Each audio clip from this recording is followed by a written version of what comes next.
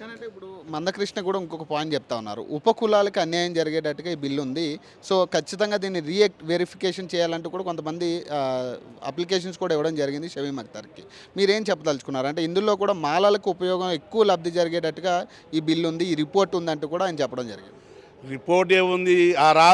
ఆ రోజు నారా చంద్రబాబు నాయుడు ఉన్నప్పుడు, వైఎస్ రాజశేఖర రెడ్డి ఉన్నప్పుడు మన ఉషా మేర కమిటీ వేసింది. ఉషా మేర కమిటీ ఏం చేసింది? మాదిగలను సర్వే చేసి మాదిగలు డెవలప్ అయినరు, మాదిగలు ఉన్న ఉపకులాలు వెనకబడి ఉన్నాయి. మళ్ళీ మాలలను సర్వే చేసి అదే కమిటీ మాలలను సర్వే చేస్తే మాలలు డెవలప్ అయినరు, మాలలు ఉన్న ఉపకులాలు వెనకబడిపోయినాయి. ఇలా పాకిస్తాన్గా ఒక ప్యాకేజ్ చేసి గవర్నమెంట్ డెవలప్ చేయమన్నది, కానీ వర్గీకరణ చేయమని ఎప్పుడు చెప్పలేదు.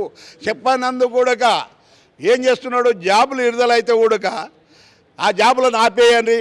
ఎస్సీ వర్గీకరణ అయినాక చేయాలంటే ఎస్సీ వర్గీకరణ అయినాక నువ్వేంది?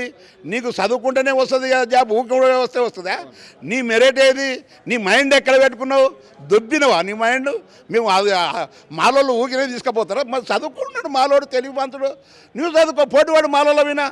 పోటీ పడకుండా జాబులు మొత్తం ఎత్తుకపోయి తినేసిరి. మాలలు మనువాదులు, మాలలు దొంగలు, వేసి వర్గీకరణ అడ్డుకుంటారు. అడ్డుకుంటాం అది ఏమంటాడు? నోరు నొయ్యకుండా ఎస్సీ వర్గీకరణ తాతలు ముత్తాతలు ఆపరే అని అంటాడు. ఆపుతాం.